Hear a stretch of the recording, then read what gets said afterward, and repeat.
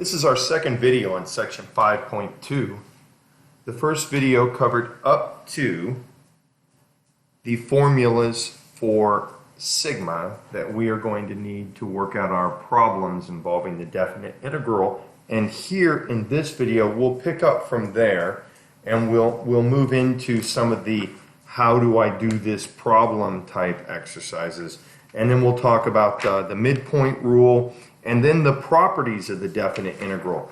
So both of these videos, video 1 and video 2, are required for you to have a full understanding of the definite integral.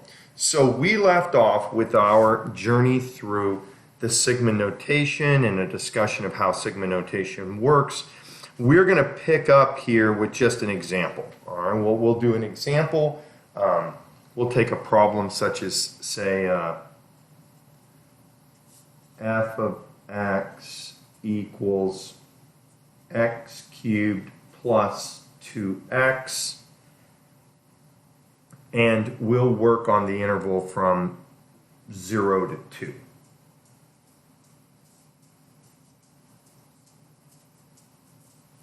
And we'll have n equals, let's do n equals 8. Okay, we'll do 8 subintervals.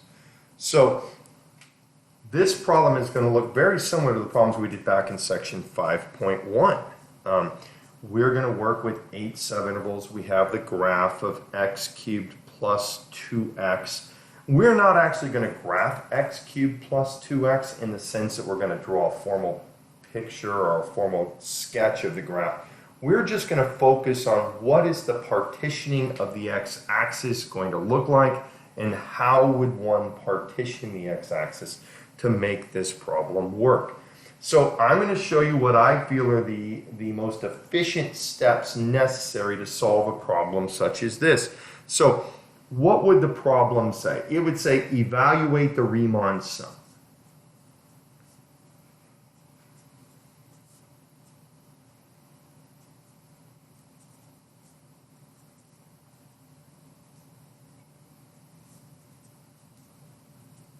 So they want us to evaluate the Riemann sum for this function on that interval with 8 subintervals, n equals 8. So what is this doing? Well, what we're doing is we're approximating, right?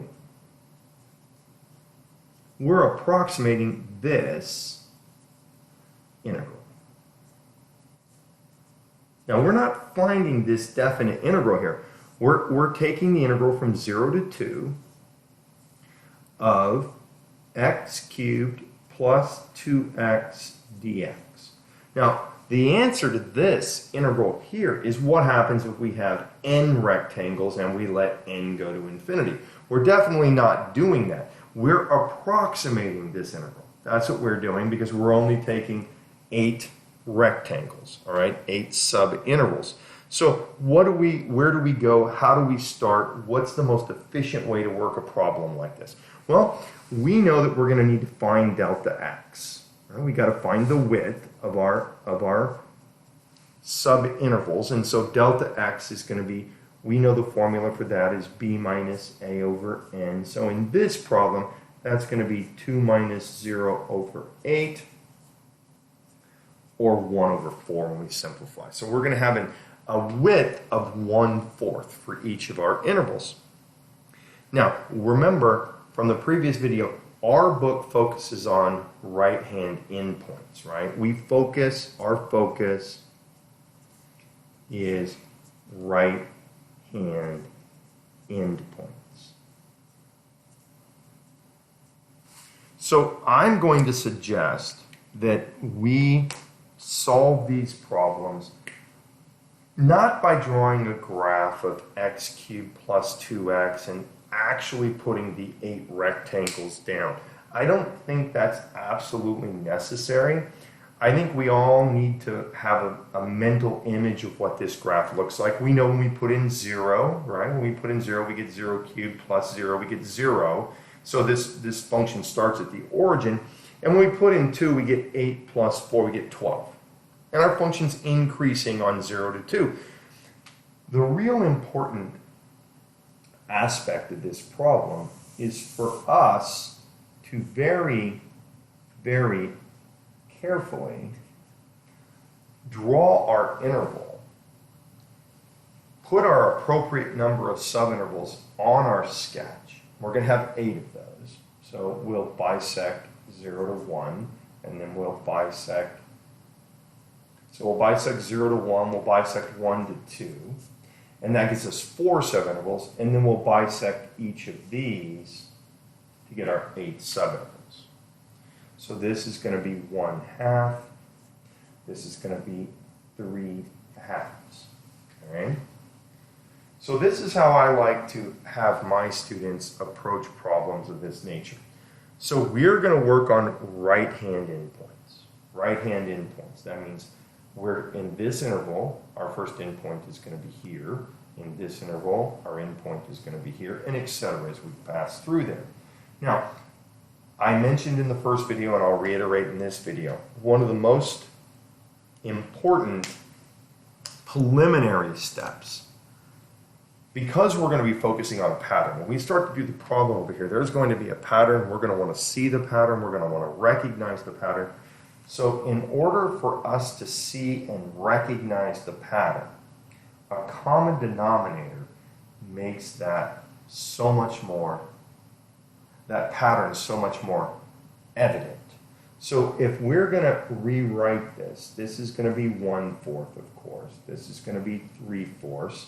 We would write this as 5/4, and we would write this as 7/4.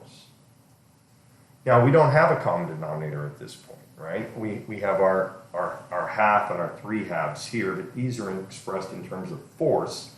So my suggestion is that we first, it's okay when you're drawing your sketch to label with the most, the most obvious numbers are the ones that make it the easiest for you.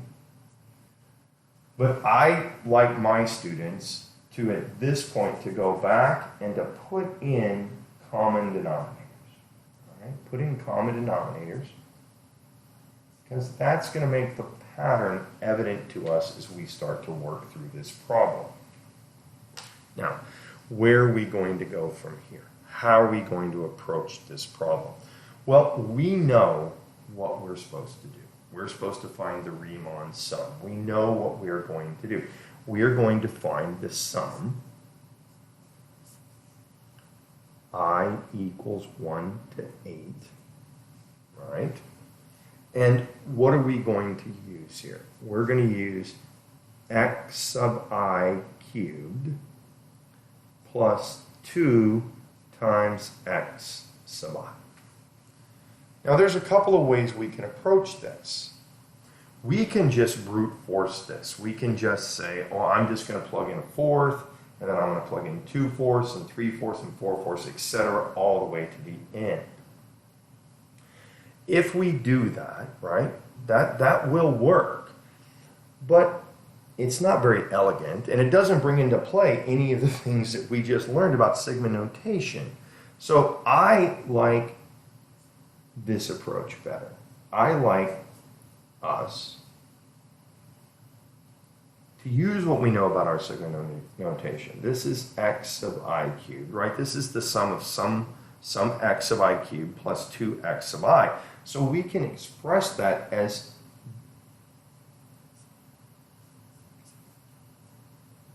this,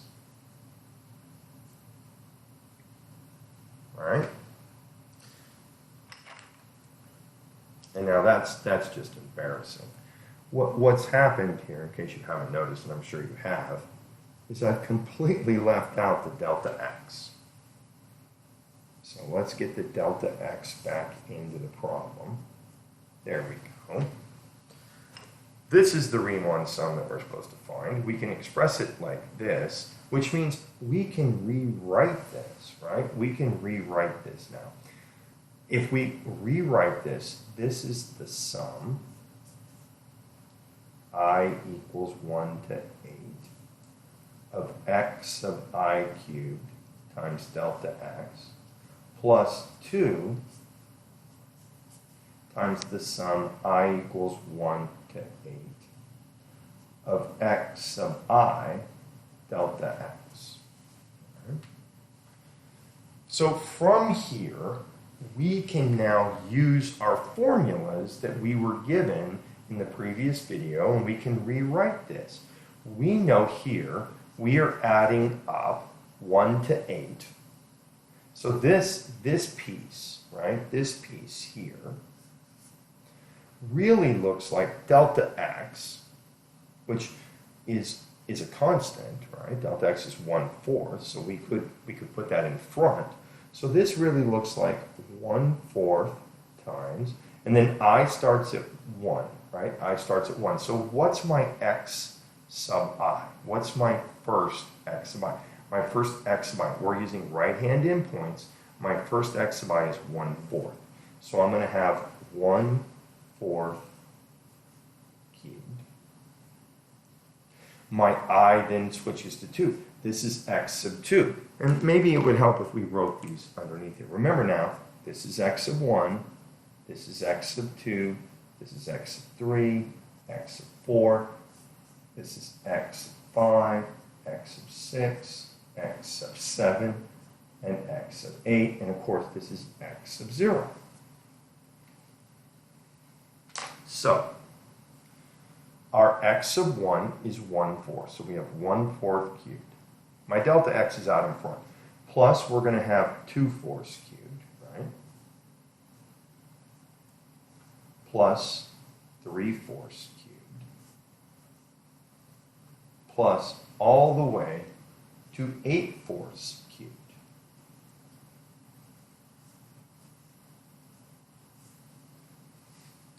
And that's this term right here. And what I'm going to do is I'm going to go ahead and I'm going to erase this just for a second. Not because it doesn't belong, just because I'm going to change the color of that. Let's change that to blue.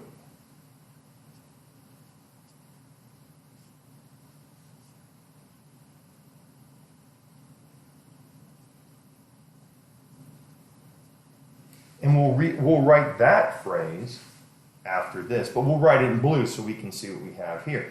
We have 2. We have delta x, which is 1/4.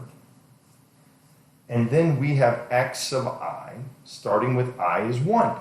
So that's x sub 1. X sub 1 is going to be 1/4. So we would get 1/4 there. We don't have any power on it. We're not going to cube it or anything. Plus x sub 2, I then being the index, I goes to 2. So we would have I is 2, x sub 2. X sub 2 is 2/4. We would have 3/4, and we would go all the way to 8/4. This is what our Riemann sum turns out to be. Now, we can use some of our shorthand formulas to maybe evaluate this. We can all see that there's a 4 cubed in the denominator here. I can bring that out front, this 1/4. So let's just rewrite this as a fraction, this part here. We're going to have 4 cubed, that's 4 to the 4th. 4 cubed times 1/4 is 4 to the 4th. And my numerator is going to be 1 cubed plus 2 cubed plus 3 cubed all the way to 8 cubed. Now what happens with our blue term? Well, we have 2 times 1/4, right? So we have a choice here. We have a 4th on the bottom. We could, if we wanted to, we could bring out that 4th. We could multiply by that. We could write this as 4 squared. That's probably easier. Leave the 2 in the numerator. And then we have 1 plus 2 plus 3 plus all the way to plus 8. Done. That's what we have. And now we can work this out. We have a formula that allows us to solve this, right? We have a formula for the sum of cubes. We have a formula for the sum of integers. So here, we know this goes to 8, so n is 8. So this is n, which in this case is 8. Remember the formula, right? The formula, we'll just jot it down right here in case we've forgotten it. I equals 1 to n of I cubed turns out to be n times n plus 1 times, 2n plus 1. All, that is, wow. Turns out to be n times n plus 1 divided by 2 squared. There it is. There's the formula we need. And that's the formula we're going to use here. So what do we get here? Our n is 8, so we're going to get 8 times 8 plus 1, right? 8 plus 1, that's going to be 9, divided by 2. Then we're going to square that, right? We're going to square that. And then our denominator is 4 to the 4th, right? 4 to the 4th. So that's 256, right? 4 times 4 is 16. 16 times 16 is 256. So we're going to multiply that by 1 over 256. All right? 1 over 256. Now what's going on with the blue piece? Well, the blue piece is 1 plus 2 plus 3. Let's see if we can write the formula down correctly for that one. We have I equals 1 to n of I, and that formula is n times n plus 1 all over 2. So now we have our 2. We'll need that here. 1 plus 2 plus 3 all the way to 8. N is going to be 8, so that's going to be 8 times 9, right? N plus 1 is 9, all over 2. And then we're multiplying that, right? We're multiplying that, just like we did over there. We're multiplying that by 1 over 16. Okay? So this 2 will cancel this 2. And so what are we left with, right? Here we have 72 squared divided by 2 times 1 over 256 plus, here we have 72, right, just 72, all divided by 8 times 9, 72 divided by 16. Right? And so with a calculator we can work this out, or we can take our time here and come up with the arithmetic. I'm not going to do the arithmetic. What I'm going to do is I'm going to let you do the arithmetic, and then I'm going to take this example, and we're going to go back to this step right here where we said n equals 8, right? And 8 was nice. It got us 8 subintervals. We could actually enumerate our subintervals. We're going to do this example again. Right, we'll do it again, same function, but instead of n being 8, we're going to change it to just n being n. We're going to do this for n subintervals instead of 8 subintervals. Some of the homework problems look like this, where they give us a finite number of subintervals and they ask us to find the answer. Then they say, well, okay, now that you've got your practice, you know how to use your formulas, even though I couldn't write this one down correctly. Now that you have your formulas and you've done your arithmetic and you've gotten approximating answers, let's see if we can get the real answer. Let's see if we can get the actual answer. Let's see if we can take our definition of the definite integral, bring it into play, take the limit as n goes to infinity of this Riemann sum, and see if we can come up with the actual solution to this definite integral. So that's where this problem is going to go in the homework. We're going to do problems like this, which are very similar to section 5.1. And then we're going to move to the next level. And the next level being, what happens if we just want n rectangles? Okay? All right. As you can see, I've erased the whiteboard. I've gotten everything that we had done for our previous example out of the way. And now we're going to attack the problem. And we're going to attack the problem using the definition of the definite integral.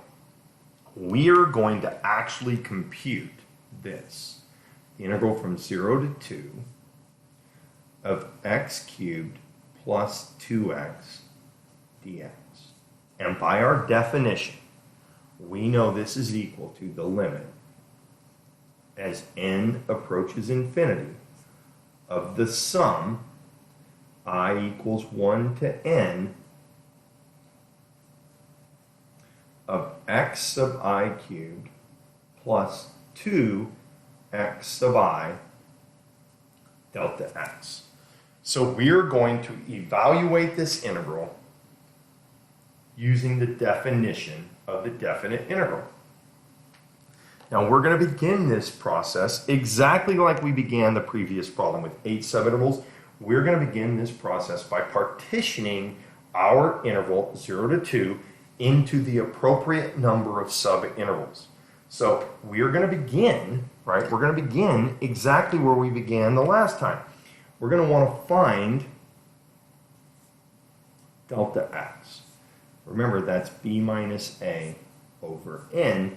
In this case, our endpoint on the right-hand side is 2, so that's 2 minus our left-hand endpoint is 0. And we have, in this case, instead of 8, we actually have n subintervals. So we get 2 divided by n as our delta x. All right, so whereas before it was 1/4, now it's 2 divided by n. Once again, I like my students to pay a lot of attention to the actual partitioning of the subinterval. Because if you can partition correctly, if you can do this part correctly, the work here will follow and you'll get it correct. If you make a mistake in your partitioning, what's going to follow is going to be based upon an error that you created over here, so you're going to get an erroneous solution. So we want to be particularly careful when we partition our subinterval. Now, we know in the past we had a definitive number, 1/4, 1/2, whatever it was in the homework problem. We had a definitive value for our delta x, and we were very confident moving along the number line. I'm going to move 1/2, and then maybe I'm going to move 1/4, whatever it happened to be. We need to be just as confident now moving 2 over n.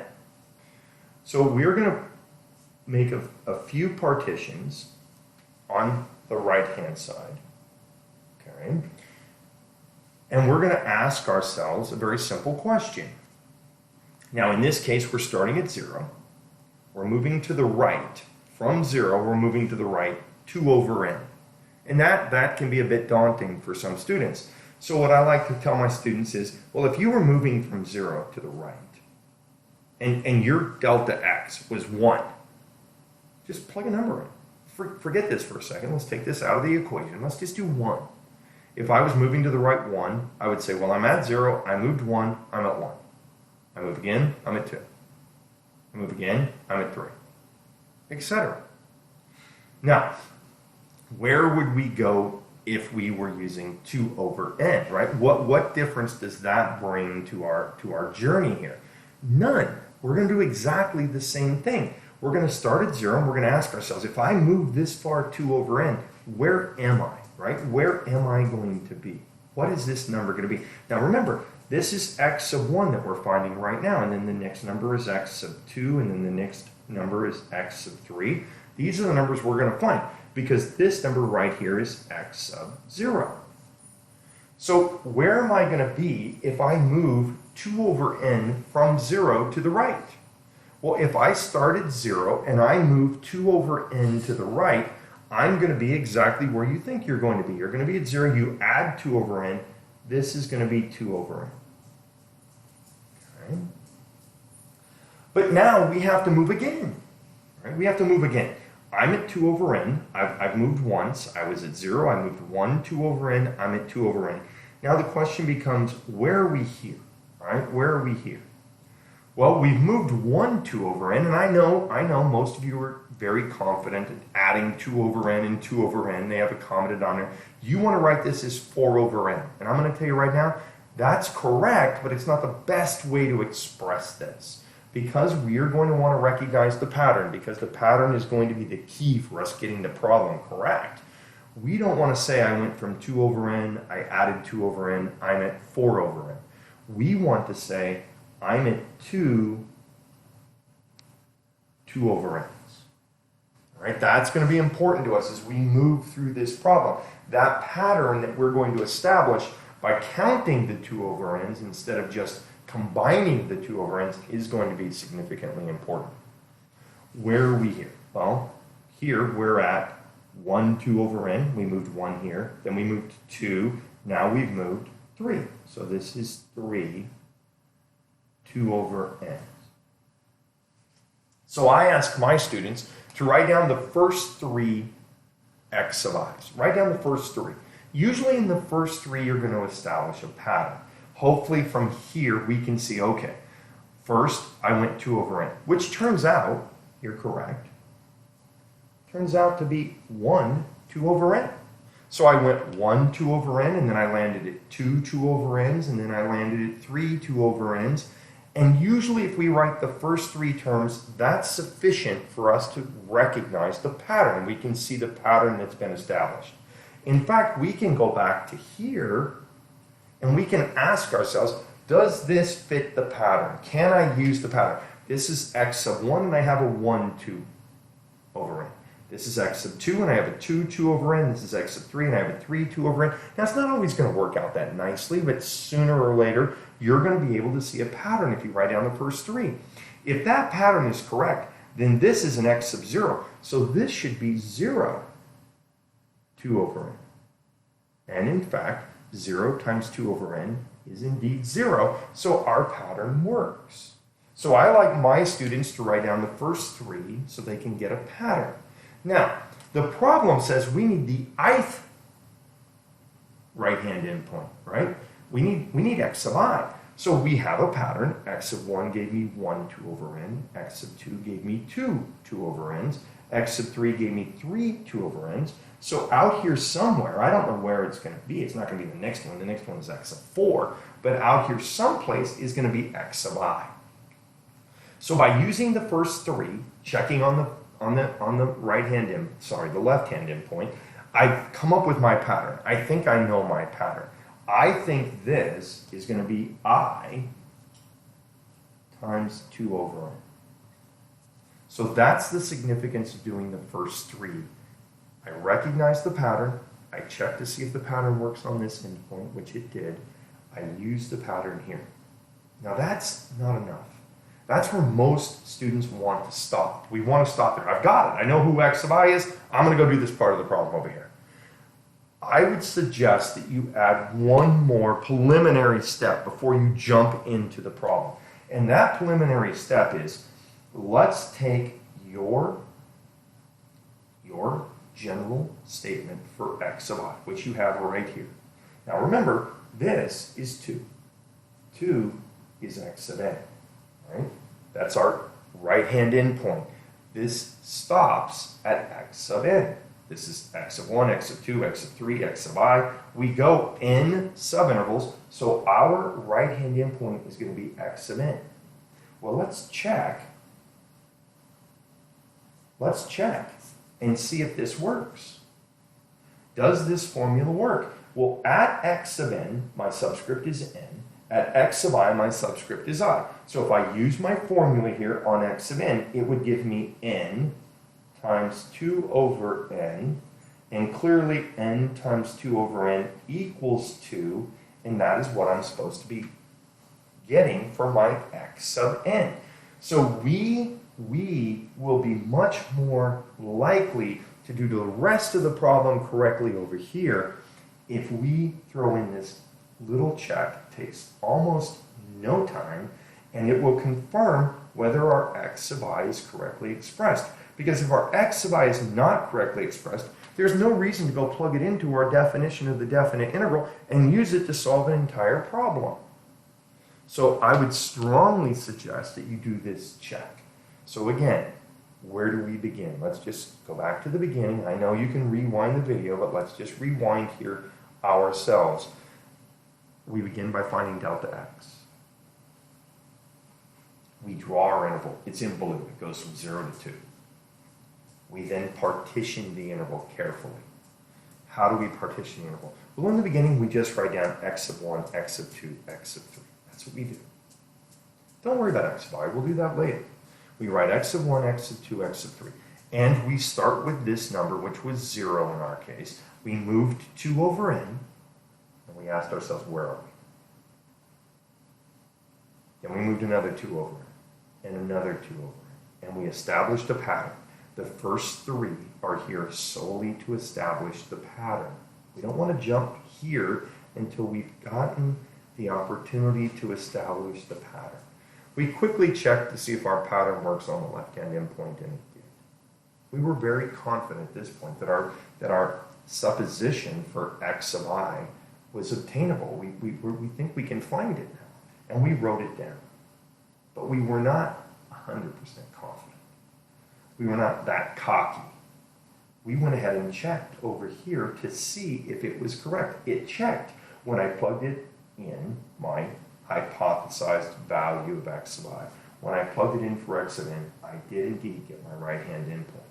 After I've done this, that's when I proceed, and that's when I start trying to find my limit.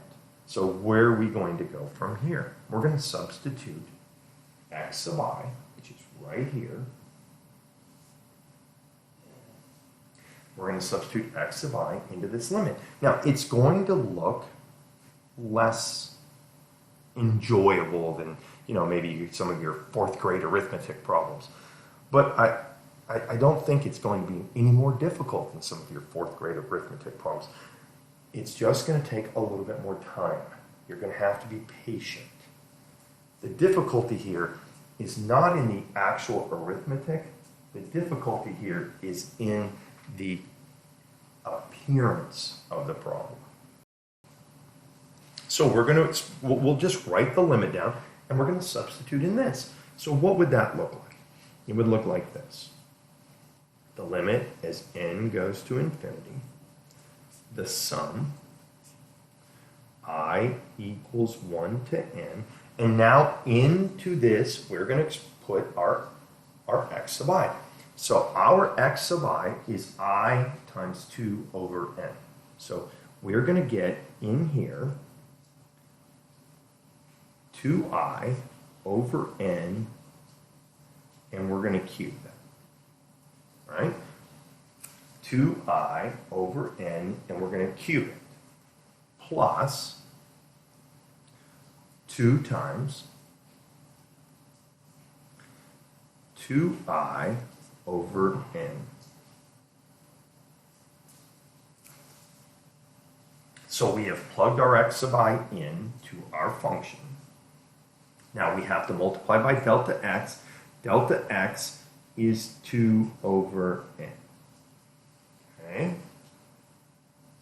So if we rewrite this, right? If we rewrite this, what do we have here? We have the limit as n approaches infinity, and we're going to go ahead and distribute this 2 over n into our problem. So what is this going to look like? Right now, we're not doing anything overwhelmingly difficult. We're just using the distributive property. So don't get overwhelmed. So what do we have here? We have 2 cubed, right? We have 2 cubed. That's 8. That's 8. I have I cubed, and I have an n cubed from that. Now I'm going to multiply this by 2 over n. Okay, I'm distributing this times this. Plus, what do we have here? We have 4i over n, and I'm going to distribute the 2 over n in there as well. 2 over n. Okay, so that's just the distributive property. And we expanded 2 cubed, I cubed, and n cubed. Now what is that going to give us? Well, that gives us the limit, right? The limit as n goes to infinity. What do we really have here? We have 16, don't we? We have the sum. So let's make sure we get our sigma in here. I equals 1 to n. 2 times 8, we have 16 there. We have I cubed, and now we have n to the 4th, don't we? Plus, what do we have over here? We have 8, we have I, right? 8i, and in our denominator here we have n squared. Okay. Now, if that's gone too fast, you can pause the video and back up and watch it again. But what have we done? We distributed the 2 over n, and we expanded the cube. That's all we've done so far. Now, Where does this go from here? Okay.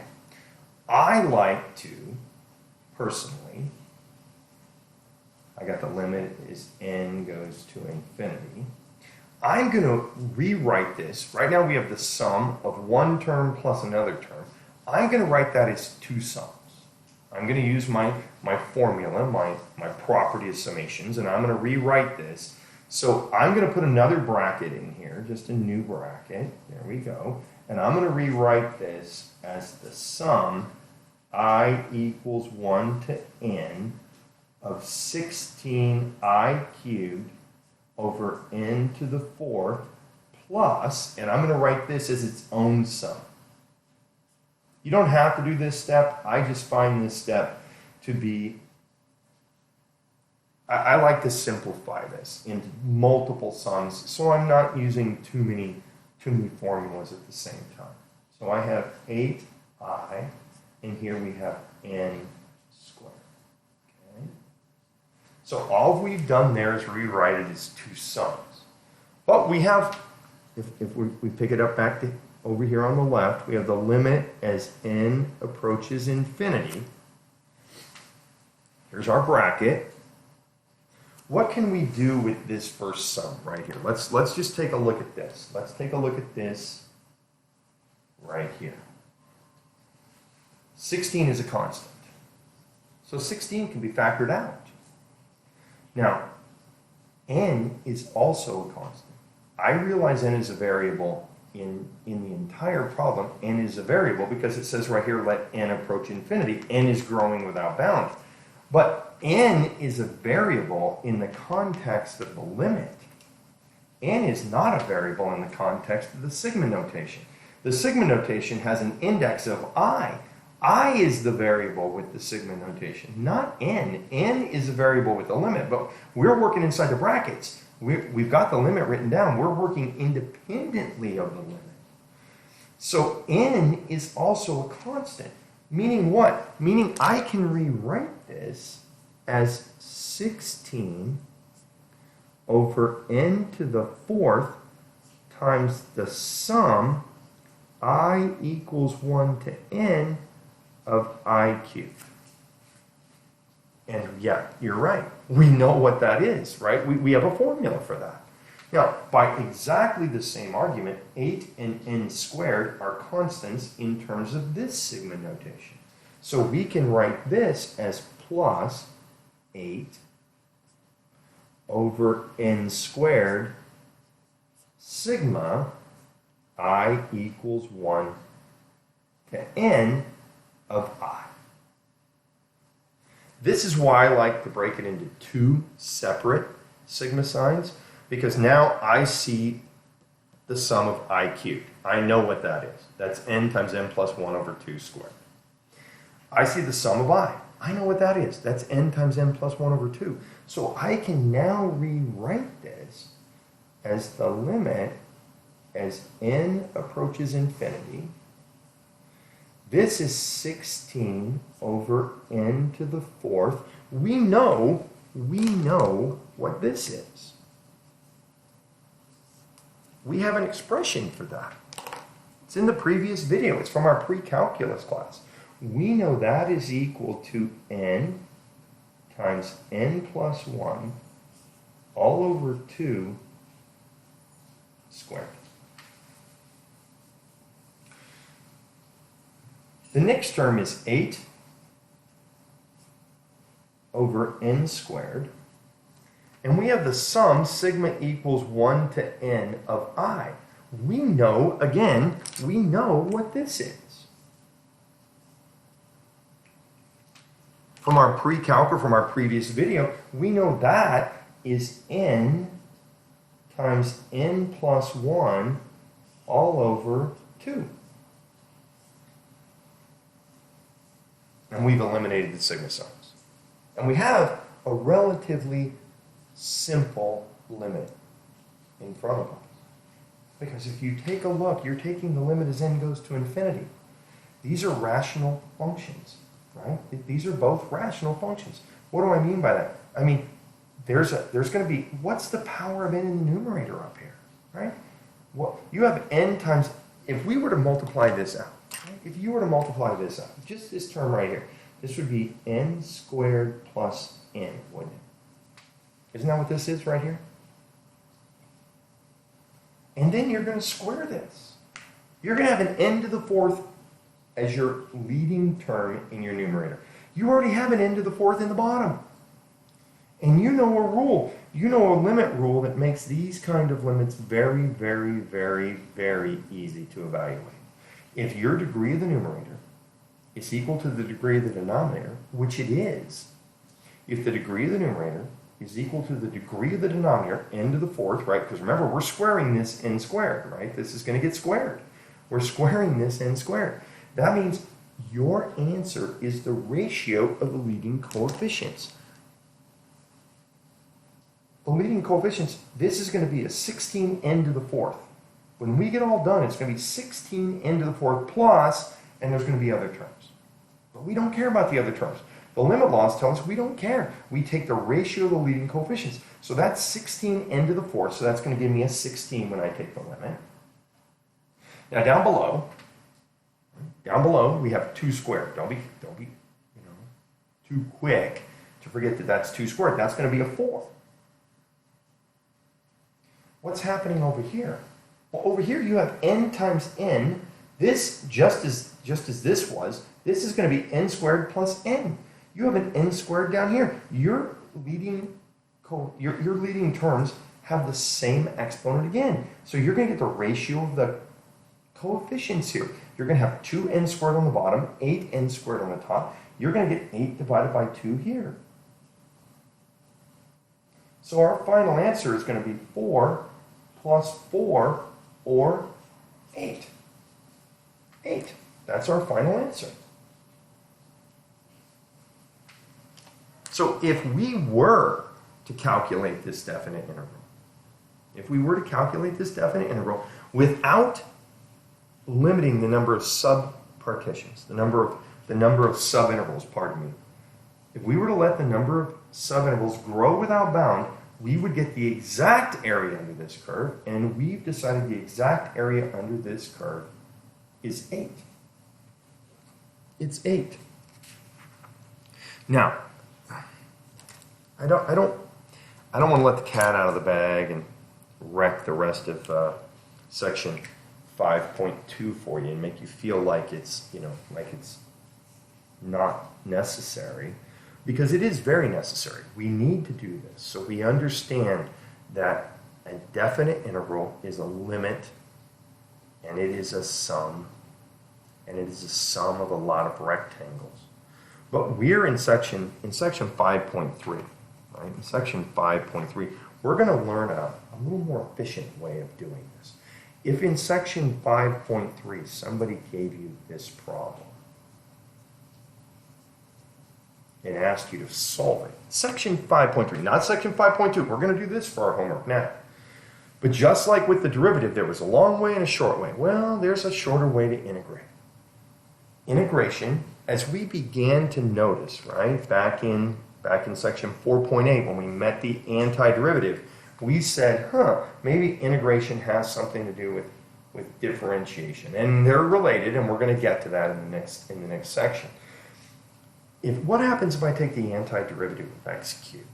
Right? If I take the antiderivative of x cubed, I get x to the 4th over 4. Right? Remember the rule? You add 1 and divide. What do I get over here? Well, I get 2. Right? I get 2. And then I take the antiderivative of this, and I get x squared over 2. So if we just took the antiderivatives of our integrand, we would get this. And now I'm going to do something.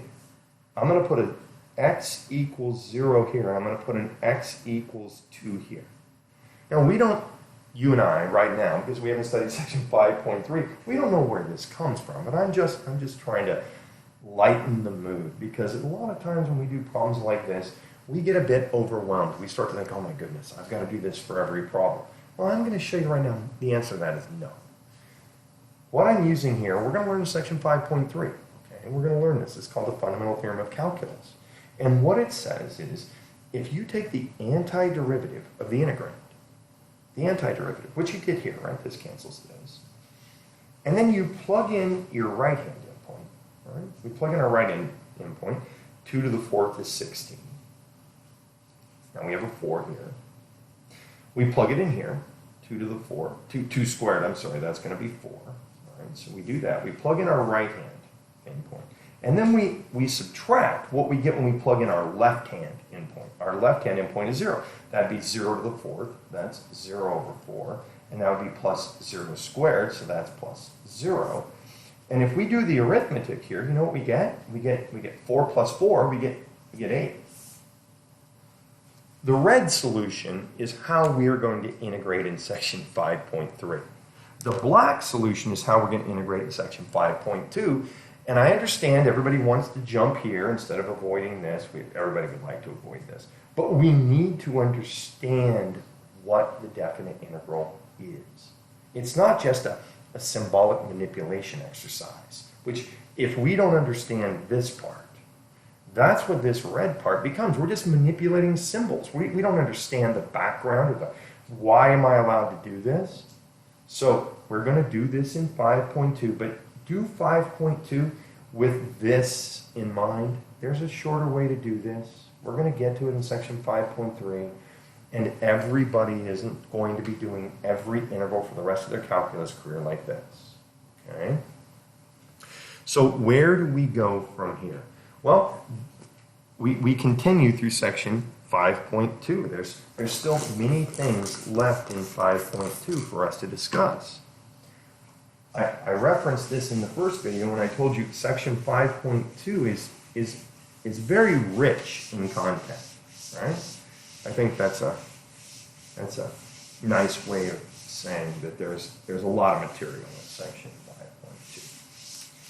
All right, so what have we done so far? Let's just review. We have met the definition. It was long, it was tedious, it wasn't difficult, and we wrote it down in the first video. And we talked about every single phrase of that definition. Then we've witnessed how that definition can be used to evaluate a definite integral. Now, in our textbook, this is where our author decides to introduce to us. So far, we know about right-hand endpoints, we know about left-hand endpoints. Our author at this point says, you know, you could, instead of using right-hand endpoints or left-hand endpoints, the definition opens the door for you to choose any point in the interval you want. Now, we avoid that, right? That's our x of I star. We avoid that because we want to be able to get the pattern that we just saw in the previous problem to pop out so we can use our formulas, so we can calculate the answer more effectively and more efficiently. But your author does call to our attention. He does say, hey, look, I told you you could use any point. We're going to focus on right-hand or left-hand endpoints because they bring us a pattern. But there's another point that will also allow us to generate a pattern quite conveniently. And so we want to introduce that point to the party here. And so this is where our author introduces the midpoint rule.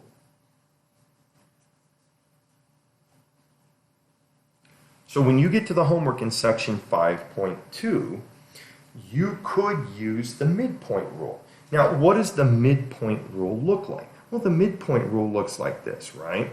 It looks like this. It says if you wanted to integrate from a to b of f of x dx, right? If we wanted to do this, what would the midpoint rule say that we should do, right? What would it bring to? Well, it would say we're going to still take the limit. We're going to let n grow without bound, right? And now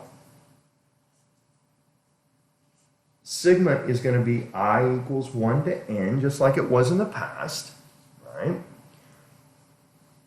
But instead of f of x sub I star, which would say use any point you want, or f of x sub I, which would say use the right-hand endpoint, we're going to put a bar over this. We're going to put a delta x right here. Now what does that look like? I mean, if we were to expand that, right? If you and I were to expand that, it would look like this, right? It would be the limit as n goes to infinity. And then we would have delta x, right? Delta x times f of x sub 1 bar plus delta x times f of x sub 2 bar plus, and it would just continue until we got to delta x f of x sub n bar, like this. Okay, this is what it would look like. Where delta x is exactly who you think delta x is. It's b minus a over n, right? But what do we mean? What do we mean? And x of I bar. What do we mean by the bar? Bar in mathematics means the mean or the average. And so we're taking the average of two numbers here. We're taking the average of the right-hand endpoint and the left-hand endpoint. We're using the midpoint, right? That's how you find the midpoint. You take the left-hand side, you add it to the right-hand side. So x sub I, right? Now let's just draw a little sketch here real quick. Here's x sub I. Now remember, that's x sub 0, that's x sub 1, that's x sub 2, that's x sub 3. This is the midpoint. That's x sub 1 bar. This is the midpoint. That's x sub 2 bar. This is the midpoint. That's x sub 3 bar. Now, why am I doing this? Because what I'm going to write up here is x sub I bar equals x sub I minus 1 plus x sub I all divided by 2. And if we don't draw our interval, this notation might confuse us a bit. So I drew the interval because I want to make sure you understand that the midpoint, right, the midpoint, x sub I, right, that midpoint is found between x sub I and x sub I minus 1. And if that's a lot of i's. So let's go back over here. Where does x sub 1 live? It lives between x sub 1 and x sub 0. That's where x sub 1 lives, right? It lives between x sub 1 and x sub 0. Where does x sub 2 live? X sub 2 lives between x sub 2 and x sub 1. X sub 3 lives between x sub 3 and x sub 2. So x sub I is going to live between x sub I and x sub I minus 1. And then we divide by 2 to get the midpoint. So in some of our homework problems, they're going to ask us to find this Riemann sum using the midpoint formula. So we'll have to remember how to find the midpoint. All right, that gets us to the last major piece of information in section 5.2, and that is going to be the properties of the definite interval. All right, the properties of the definite interval. We will need to know these because these will allow us to simplify our problems in section 5.3. So, properties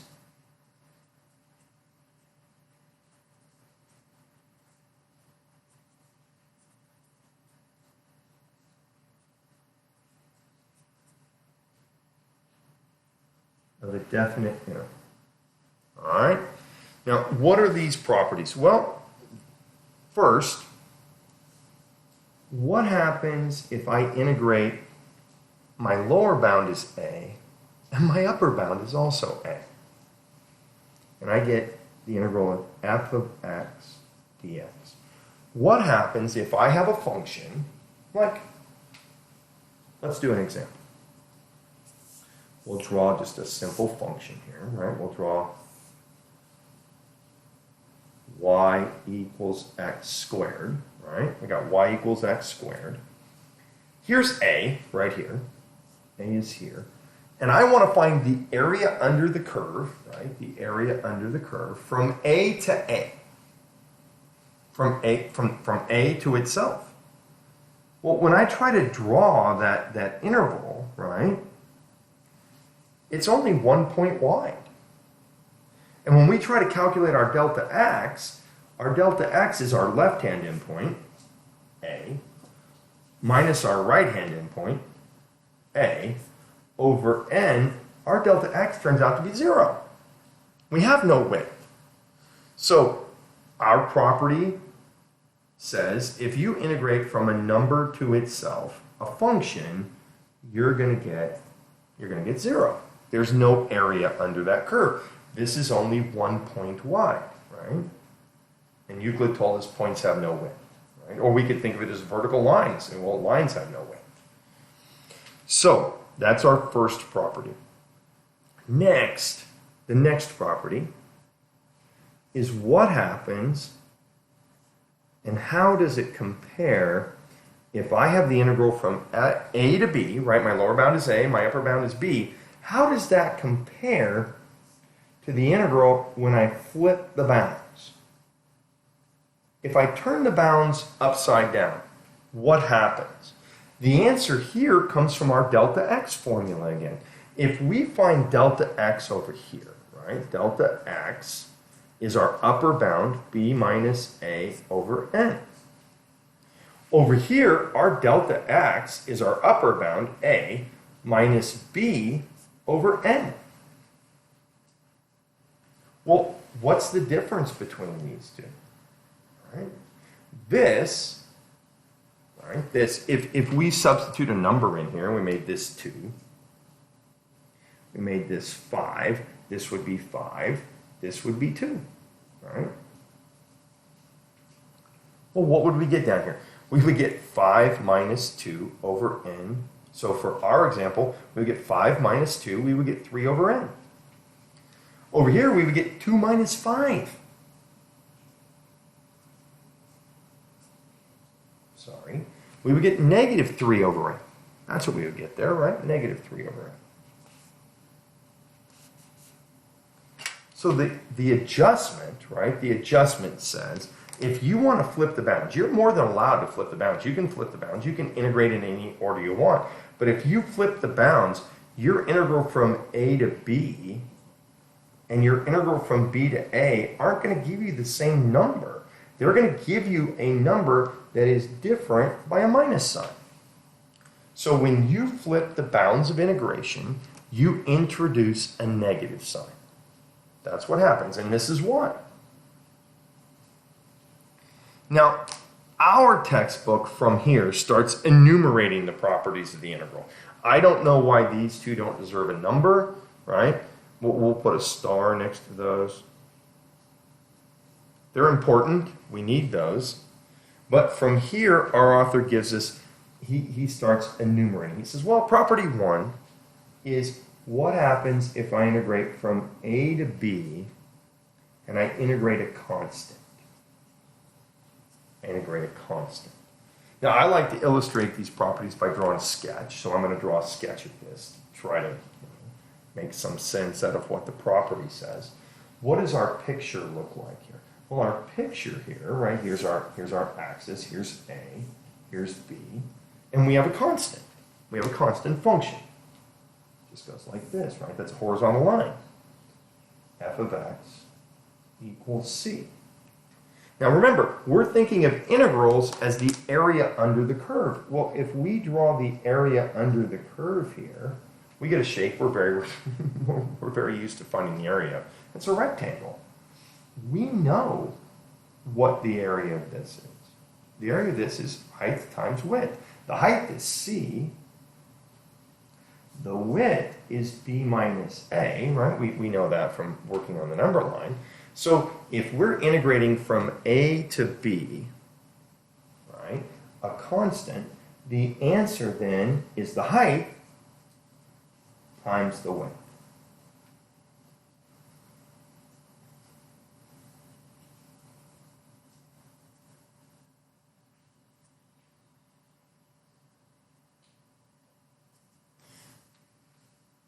So that's our first enumerated property of the integral. Then what else do we get? Well, we get the answer to the question, what happens if I integrate the sum of two functions, right? The sum of two functions. What does that look like? Well, if we draw this, right? Again, if we draw a sketch, perhaps we can make this make sense for us. Here's our function f, right? We'll make our function f right here. This is y equals f of x. And we'll make our function g just be this function up here, right? Here's g. Well, what are we asked to do here, right? From pre-calc, we remember that if you add functions, you actually add their y values together. That's what a function plus a function means. In pre-calc, they taught us that. We keep the x and we add the y. In other words, this function's, the sum of this function is going to be up here. It's going to be this piece on top of this. It's going to be this piece on top of this. We would add the y values together. We would get a new function, right? A new function that's up here and looks something like this. So this integral is actually the area between a and b under this red graph, right? It would look like this. That's what they would be asking us to find. Well, if we take a closer look and we bring into this some of our spatial geometry understanding, we know the integral of f of x is this area down here. We know the integral of g of x is this area all the way back down to the x-axis, isn't it? But isn't the red area just the purple area plus the green area? I mean, isn't that what the red area is going to be? So this property says, if you want to integrate the functions, and you want to add the functions, you can certainly add them together, right? Order of operations says do what's in the grouping symbols first. So you could add the functions together first. But if you don't want to do that, you could integrate them separately.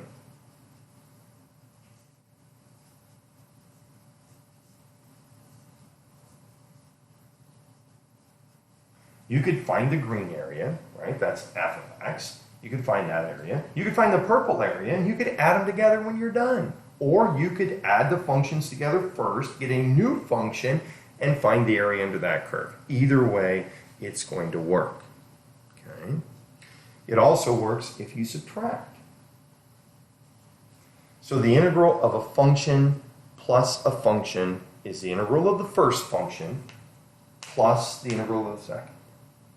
The integral of a function minus another function is the integral of the first function minus the integral of the second. Another property says, what happens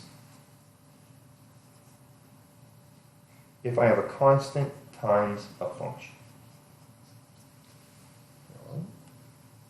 One way to think about this is integrals, as we've learned through the last video and this video, integrals are limits. I mean, after all, we've written that down quite a few times. The limit is n goes to infinity, the sum I equals 1 to n. Integrals are limits. So you, in essence, literally have in front of you here a constant times a limit. Or a limit of a constant times a function, the way it's written here. And we all know that constants can come out of limits. Right? That's one of the first limit laws we ever learned back in the beginning of calculus.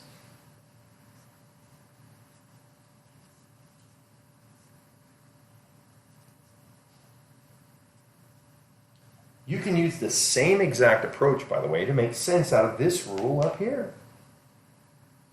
This integral is a limit. It's not like a limit, it is a limit. So you have the limit of a function plus a function. And we all know the limit of f plus g is the limit of f plus the limit of g. So we can think of these as limit laws, We can think of them as area under the curve. They're all the same thing. They are limits, and they are areas under the curve. Now we have a couple more, all right, a couple more properties to write down, so I'm going to erase this.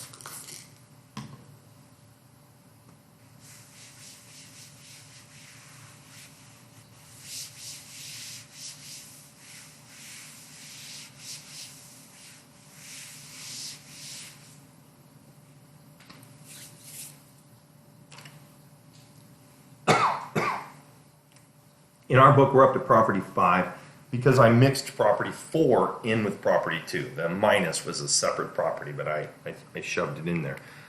Property 5 is a very useful property.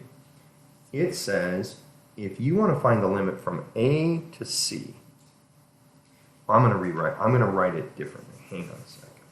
I'm going to write it like this. If we want to find the limit from A to B of f of x dx, and again, I think a sketch makes sense, helps us make sense out of this.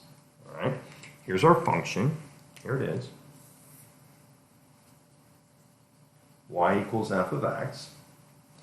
Here's A. Here's B.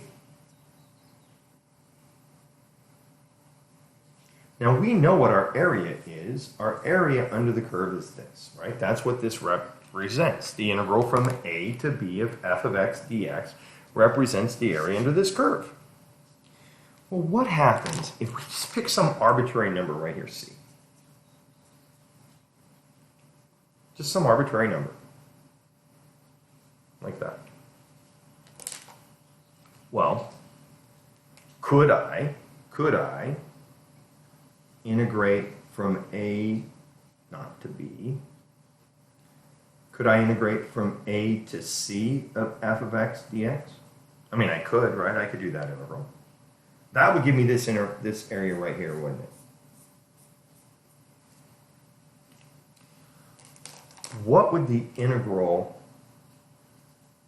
from C to B represent? Wouldn't that represent this area right here?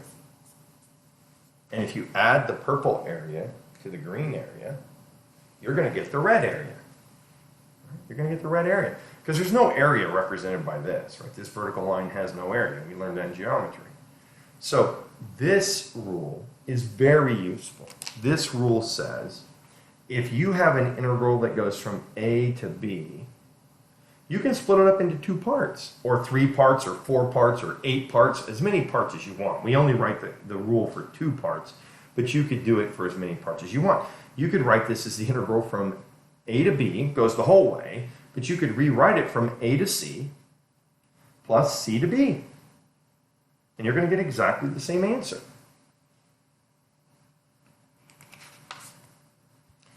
Property 6. Property 6 says if your function is greater than or equal to 0, say we look at the picture we have up here. Our function's above the x-axis.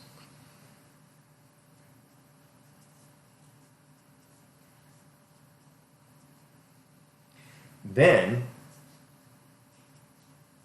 our integral is going to be positive.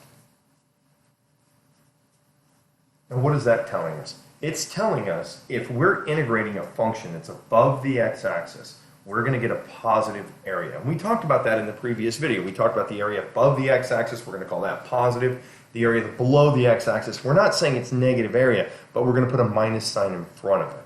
And that's what this property is just confirming. It's just stating what we said in the previous video. 7 says, if you have 2 functions, if you have f of x, and it's bigger than or equal to g of x,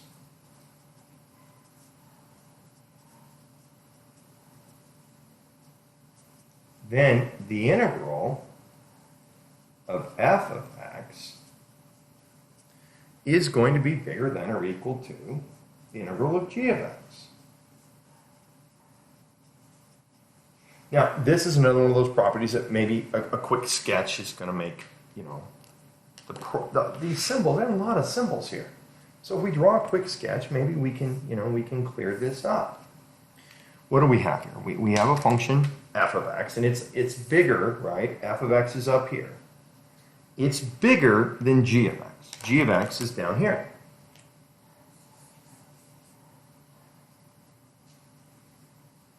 And what does this integral property say? It says if f of x is bigger than g of x, it is in this case. It could be equal to, but I didn't draw it that way. It says if you have an a that's here and you have a b that's here. It says when you integrate f of x, you're going to get the area under this curve right here. And it clearly states that the red area is going to be bigger than the green area. I mean, that's what it says. The value of f of x, if we think about it as area, that would be the area under this curve, is going to be greater than the value of the integral of g of x, which is going to be the area under the green curve. And we can see that from the picture. And then we get the last integral property in our book, right? The last one. It says if little m is less than or equal to f of x, which is less than or equal to capital M.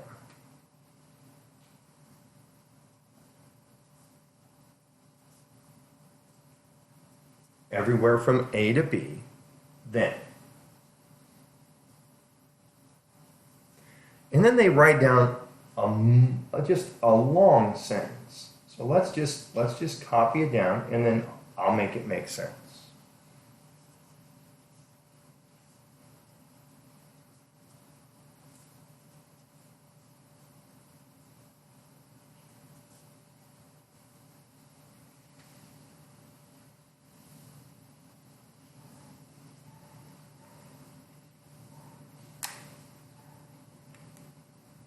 So what does this say? Right? What does it say? Well, first we have to know that little m and big M are constants. They're constants. So when we draw our picture here, right, we draw our picture, what do we have going on? We have some constant big M. Big M is the biggest, right? So if big M is up here, it's a constant. Big M. We have another constant, little m. Little m is smaller, right? Little m is smaller, so it's down here. Little m is down here, right? And then we have this happy function f of x. And what do we know about our function f of x? M is less than or equal to f of x. So our function could come down here. It could touch m. It could be equal to. But then it's never bigger than capital M. So it comes up here and it goes like this, and this is our function, f. This is f of x. What does this property say? Well, it says if you have an a that's here,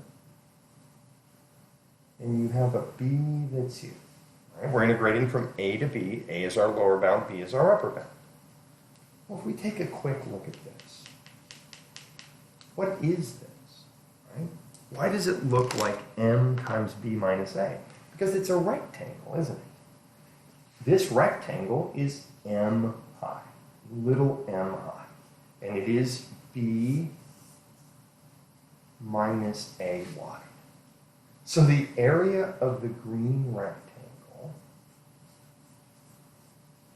is going to be less than the area under the blue curve.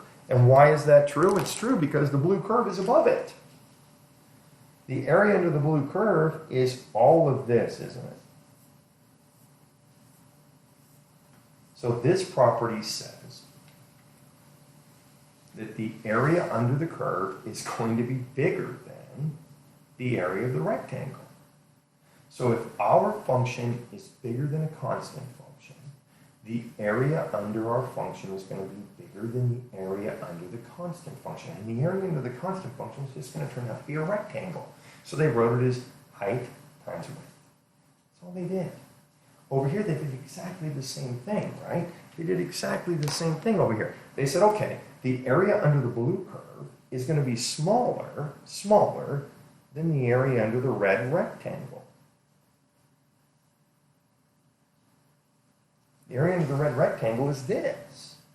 And since our curve is smaller than that, the area under our curve is going to be less than the area of that rectangle. And all they did was write this height is capital M, its width is b minus a. So this is just height times width of the red rectangle. And this is height times width of the green rectangle. That's all that property says. Don't let it intimidate you. All right. You are now prepared to go out and attack the homework in section 5.2. If you have to go back and watch some of this video again, that's fine. Sorry about that. So, I hope this helps. Have a wonderful day.